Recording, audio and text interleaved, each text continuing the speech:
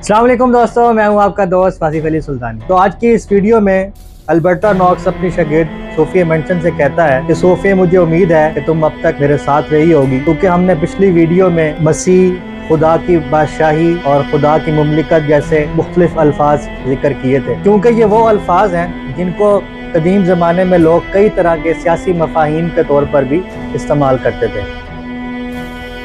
समझ तो गए होंगे। यसू मसीह ईसा अलैहिस्सलाम के ज़माने में लोगों का ये ख्याल था कि कोई एक मसीह आएगा जो ना सिर्फ इसराइलियों को गैर कौमी तसल्लुत से आज़ाद करवाएगा, बल्कि वो इन लोगों को तमाम तर गुनाहों से, उनकी सरजनिश से,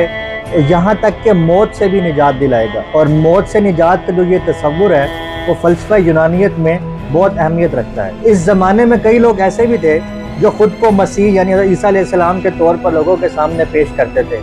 तो इसी तरह इसराइल के शहर नासरिया से एक साहब भी यसू मसीह के रूप इख्तियार करके लोगों के सामने पेश हुए और खलासी, खुदा की बादशाहत, मुमलिकत जैसे अल्फाज से लोगों को अपनी तरफ माइल करने की कोशिश करते थे। और वो ज़बरदस्ती सर का मसा भी करवा लेते थे ताकि लोग उनको ये खिताब मिल जाए कि वो मसीह हैं जो लोगों को मुश्किलात से निजात दिलवाने आए हैं। और जो लोग जो आमतौर पर आम लोग होते थे, वो अगर उनकी सताइश भी करते थे इस अमल पर, तो वो उनको रोकते नहीं थे, बल्कि वो खुश होते थे, क्योंकि उनका तो मकसद यही था कि वो खुद को लोगों के सामने यसू की तरह पेश करें। बल्कि वो लोगों को खुली इजाज़त देते थे कि वो उनकी तारीफ़ और तौसीफ करें। लेकिन वो साहब, उन्होंने सबसे पहले लोगों को ये कहा कि भाई, मेरा जो काम है वो ना कोई अस्करी तजर्बा करना है, ना सियासी तजर्बा करना है, ना समाजी तजर्बा करना है, बल्कि मेरा जो काम है वो यही है कि मैंने बस दुआ करनी है और लोगों को जो है वो खुदा से बख्शिश दिलवानी है। इसी तरह राह चलते हुए जब भी साहब किसी लोगों से मिलते थे तो उनको यही कहते थे, क्योंकि मेरा नाम यसू है और बाइबल में लिखा है कि यसू का जो नाम है वो खुदा ने अपने नाम पे रखा है, तो इसलिए मेरे हम नाम होने की वजह से जो मुझे चाहेगा, जो मेरी सताइश करेगा, उसकी बख्शिश हो जाएगी। लेकिन कहते हैं ना, जो नकल होती है उससे कोई ना कोई ऐसी बात या अमल सरजद होता है जो बिल्कुल असल के मुनाफी होता है।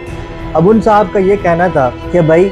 मैं सिर्फ लोगों को यहाँ पे बख्शिश करवाने आया हूँ और लोगों की जो है वो बख्शिश हो गई है। लोग थे वो बड़े हैरान थे कि यार, सिर्फ ये कैसा अमल है जो सिर्फ इंसान जो मर्जी करे, और ये साहब कहते हैं कि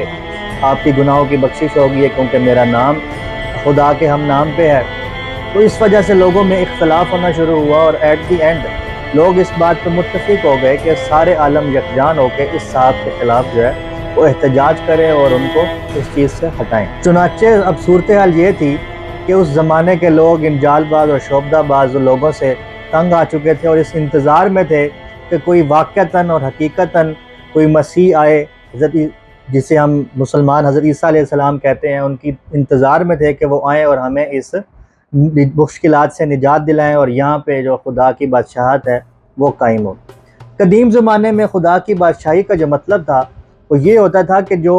उनका रहनुमा होगा वो उनको हमेशा उनकी अस्करी क़यादत करेगा, यानी हर वक्त जंग की तरकीब करेगा और लोगों को जंग में मसरूफ़ रखेगा। लेकिन जब हज़रत ईसा अलैहिस्सलाम ज़हूर हुए और आपकी जो तालीमात थी, आप बिल्कुल आम और सादा सा लिबास पहनते थे और चलते फिरते लोगों को यही कहते थे कि भाई, आप अपने पड़ोसी से भी इस कदर मोहब्बत करें जिस कदर आप खुद से मोहब्बत करते हैं। हत्ता कि हज़रत ईसा अलैहिस्सलाम ने अपने अमल से ये साबित भी कर दिया था कि उन्हें इन कब्ज़ा खोरों, सूद खोरों या इस किस्म के जाली शोबदाबाज लोगों से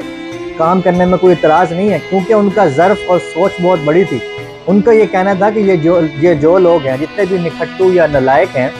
अगर वो सही दिली में तौबा कर लें और खुदा से गिड़गिड़ा कर माफ़ी मांगे तो खुदा उनको माफ़ कर देता है और हो सकता है कि खुदा की नज़र में वो नेक हो जाएं। तो लोगों के लिए ये एक बहुत हैरानकुन बात थी और ये बहुत बड़ी तब्दीली थी, क्योंकि उनके ख्याल में तो यही था कि भाई, जो रहनुमा आएगा वो हमेशा जंगो जदल में मसरूफ़ रखेगा, लेकिन ये तो हमेशा अमन और सलामती का पैगाम देते हैं। तो लोगों की हैरानी का आलम इस वक्त और बढ़ गया जब ईसा अलैहिस्सलाम ने फरमाया कि जो तौबा करके नेक हुआ है, हो सकता है कि उसकी खुदा की नज़र में अहमियत बुलंद हो उन लोगों से जो इसराइल के जो एक फ़िरका था, फरीसीयों,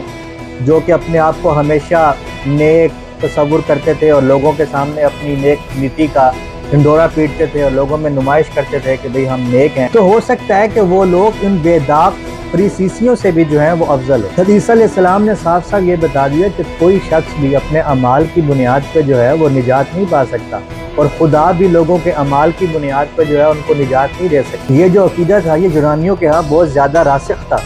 وہ اس بات سے کہتے تھے کہ اگر انسان اچھے عمل کرے گا تو آٹومیٹیکلی جو ہے وہ نجات پا لے گا۔ لیکن حضرت عیسیٰ علیہ السلام کی یہ تعلیم تھی کہ خدا کی رحمت اس میں کوئی شک نہیں کہ بے شمار ہے، وہ جس پہ چاہے اپنا کرم کر دے۔ ہو سکتا ہے کہ جو نیک لوگ ہیں وہ اس کی نظر میں اتنے مقبول نہ ہوں، لیکن جو اس کی بارگاہ میں توبہ کر لیتے ہیں، گڑ گڑا کر بخشش کی طلب کرتے ہیں، تو وہ اس کی بارگاہ میں زیادہ مقام رکھتے ہیں۔ تو اس لیے ہمیں ہمیشہ اس کی بارگاہ میں رجوع کرنا چاہیے اور گڑ گڑا کر اپنے گناہوں کی بخشش طلب کرنی چاہیے۔ اب یہ جو سارا سینیریو ہے اس میں حضرت عیسیٰ علیہ السلام نے تمام جنگ و جدل والی روایت کو بدل کر امن اور سلامتی کی روایت قائم کی، لیکن جو وہاں کے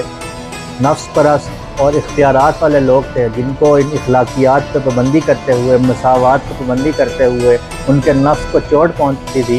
تو انہوں نے حضرت عیسیٰ علیہ السلام کو اپنے راستے سے ہٹانا ہی بہتر سمجھا۔ یہ بقول عیسائیوں کا عقیدہ ہے۔ تو عیسیٰ علیہ السلام نے یہ جو امن کی کارروائی کی تھی، جس کی بدولت ان کا انجام یہ ہوا کہ ان کو معاذ اللہ صلیب پہ لٹکا دیا گیا، جو کہ مسلمانوں کا یہ عقیدہ نہیں ہے۔ لیکن اگر ہم تاریخ کا جائزہ لیں تو تاریخ ان حقائق سے بھری پڑی ہے کہ جو بھی حق کی اور امن کی دعوت دیتا ہے، جو اس کی طرف کوشش کرتا ہے، اس کو ہمیشہ مشکلات اور قربانیوں کا سامنا کرنا پڑتا ہے، حتیٰ کہ اپنی جان سے بھی ہاتھ دھونا پڑتا ہے۔ تو دوستو، اگلی ویڈیو میں ملاقات ہوگی، تب تک کے لیے یہ کام کریں۔